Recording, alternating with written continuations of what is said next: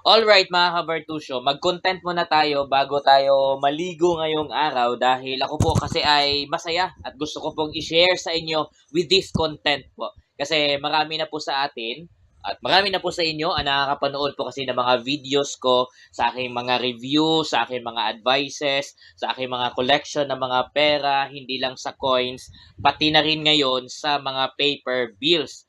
At masaya po ako mga kabartusyo dahil kahapon, isa sa mga estudyante ko or ang mga estudyante ko ay lumapit po sa akin at meron po silang ini-sponsor po sa atin na paper bills. Paper bills naman po ngayon. Pero hindi ito Philippine peso bill. Ito po ay Indian kasi yung mga estudyante ko pa mga ka-Virtusio ay galing India. Tapos may mga pera po silang dala dito sa Pilipinas. Tapos may binigay sila sa akin na isang papel na pera po nila sa India, nandito po sa aking wallet. Tapos, re-review po natin ngayon. Tapos, ibibigay ko din sa inyo bilang trivia kung magkano po ang palitan ng, ng pera ng Indian rupee to Philippine peso. Okay po, so yun po ang tawag nito, i-review ko po sa inyo mga ka-Virtusio ngayong araw sa video na ito para malalaman po ninyo na hindi lang pala mga Philippine peso coin and paper bills ang kinokolekta ko.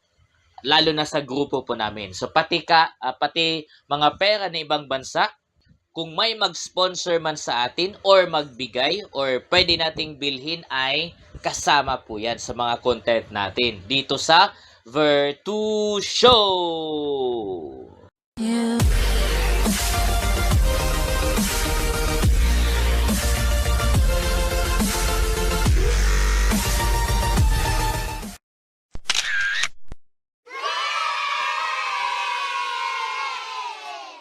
Lang mga ka-Virtusio, first time ko pong makakita ngayon ng Indian rupee. Yan. Tapos, ganito pala siya. Yan. Ito ay 20 rupees po ito mga ka-Virtusio. 20 rupees. Yan. So, meron po tayo dito ay maliit lang po siya tignan, ikumpara po natin sa sa Philippine peso na meron po tayo. At trivia lang mga ka-Virtusio, sabi ng mga bata ko na Indian, kapag ka maliit daw po ang value ng paper bill po sa kanila, maliit din po yung size ng kanilang paper bill.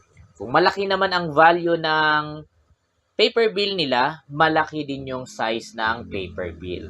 Alam nyo po yan? Alam nyo ba yan mga ka-Virtusio? So yun po ang pinakaunang trivia na meron po tayo pagdating sa Indian rupee. So ito ay series of 2019. 20 rupees po ang value ng paper bill na ito. Ayan. Nakalagay po dito sa itaas ay Reserve Bank of India, 20 rupees. Ayan. Tapos, sa likod naman mga ka-Virtusio ay, ayan. Ito po yung control number. Okay. Tapos, syempre, ang bida na matatawag nating bayani din ito ng India, tama? Si Mahatma Gandhi. Tapos ito po yung logo ng official currency or kung sa equivalent pa noon dito sa Pilipinas ay yung Bangko Sentral ng Pilipinas. Ito yung logo ng official producer ng pera sa kanila. Yan. Tapos control number din. Halos same lang din siya kung ano ang feature na meron po tayo sa mga paper bills natin sa Pilipinas. Parang same lang din siya. Sa meron din ang Indian rupee.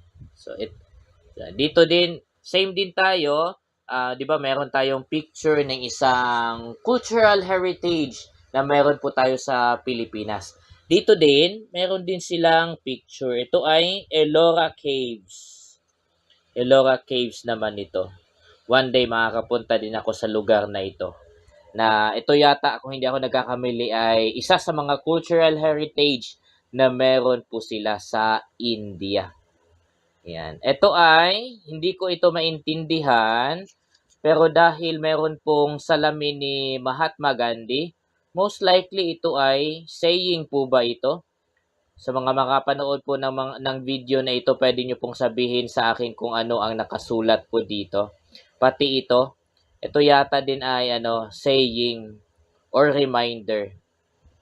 I have not totally researched about this pera, pero masaya po ako na meron po akong paper bill na katulad po nito. Ito ay aking collection po ngayon. Tapos ang gagawin ko dito, hindi ko po ito ilalagay sa frame. Kasi ang gusto ko, ilalagay ko po ito dito sa aking wallet.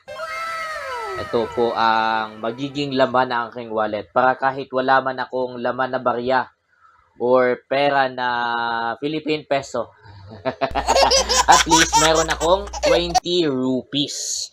20 rupees po. Ang equivalent po sa piso nito, mga ka-Vertusio, ng 20 Indian rupees ay 13 pesos. So, mas mababa.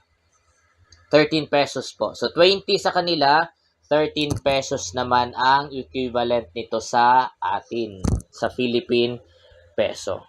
So, at least, wala mang laman na Philippine paper bill ang aking wallet. At least, meron naman akong 20 rupees or equivalent sa 13 peso coin. Ayan. So, yun ang meron naman ako. Ayan. So, ito ay 20 Indian rupees. Maraming salamat sa sponsor ko, ang aking dalawang Indian student from grade 8. Hindi ko na lang po siguro sabihin ang pangalan. Basta sila po ang nag-sponsor po nito. At legit po ito na sponsorship kasi syempre, wala naman po akong connection with the Indian currency or ano bang tawag nila doon. Basta yung pang BSP, ganun. Wala naman akong connection doon. At wala rin akong masyado mga kaibigan na Indian. Yung dalawang estudyante ko lang talaga. At dahil nakapanood nga sila ng mga videos ko, na nagko-kolekta po ako ng coins, ako din po ay sumasali. Nagbibigay ng info about sa subastahan, tapos nagbibigay din ng mga reviews about coins, at nagbibigay ng kanilang mga price list. So, nung nakita po nila yon, by their generosity, binigyan nila ako nitong 20 rupees. Meron pa silang mga coins na binigay sa akin. Merong 10 rupees, merong 5 yata. Oo. Sa next naman na video natin yon, i-review mga ka-Vertusio. Ito ay mahalaga lang po talaga sa akin dahil kung ang iba nga sa atin ay naglalagay ng American dollar sa kanilang mga wallet. So, sa akin naman, Indian rupee. May Indian rupee na ako. At gagawin ko itong souvenir.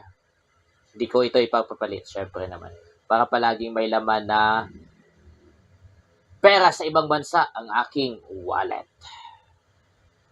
Alright, mga ka-Vertusio. Again, sa dalawa ko pong estudyante na nagsubaybay sa aking mga coin reviews, sa aking mga uploads about coins, subastahan, price list ng mga old coins na binebenta. Maraming salamat sa inyong pag-sponsor sa akin ng 20 Indian rupees. Maraming salamat po nito. Ang gagawin ko dito mga anak ay hindi ko po ito gagastusin or ilagay sa frame. Ang gagawin po ni Sir Vertusio po dito ay ilalagay ko po sa aking wallet. Yan. Para palagi po itong may laman. Ito kasi walang laman eh. Puro lang ID ang laman nito eh. Puro lang ID sa ATM ang laman nito. Walang pera. So ngayon, may pera na siya. May pera na siya na 20 rupees. Dito yan. So, kaganda-ganda ng wallet, walang pera. At least maganda ang wallet, ano. Pero ngayon, may laman na siya. Palagi na siyang may laman. Sabi kasi ng mga pamahiin sa iba, maglagay daw ng coin sa sa wallet para hindi daw nauubusan ng pera. sadyang hindi ako naniniwala doon kasi wala din naman kasi akong panglagay. Pero at least ngayon, hindi lang siya Philippine money. Ito pa ay Indian money. Indian rupees. Worth 20 Indian rupees. Kung sa peso pa, 13 pesos. Yan. So, na-amaze lang talaga ako mga kabertusyo na nagkaroon po ako ng paper bill galing sa ibang bansa. Kasi syempre, hindi naman mahilig mag-travel ang inyong kabertusyo at wala ngang means para magbiyahe. Okay po? Kaya hindi po nakakakuha ng mga pera sa ibang bansa. Okay po? Meron din ako mga kakilala. May kakilala din ako na ang laman ng kanyang wallet ay $1. Kaso ninakaw yung wallet niya. Nung binalik sa kanya yung wallet niya, nawala na yung $1. Ano ba yan? Pati $1, inano pa, tawag nito, kinuha pa, pinatos pa. Meron akong kakilalang ganon, nakakatawa lang, pati yung $1 niya, pinagdiskitsahan pa. Anyway, so ako naman, meron akong 20 rupees, Indian rupees po, mga kabertusyo, ang laman ng wallet na ito. Ayan. So, hindi na lang siya magandang wallet, meron pa siyang laman. At magkakalaman po ito mga kabertusyo kapag syempre nag-subscribe po kayo, i-share po ninyo ang video na ito at abangan ang mga next na updates po natin sa subastahan, price list, mga coins na hinahanap po namin. Dito lang yan kapag nakasubaybay po kayo. Abangan po ninyo palagi dito lang sa Virtu Show!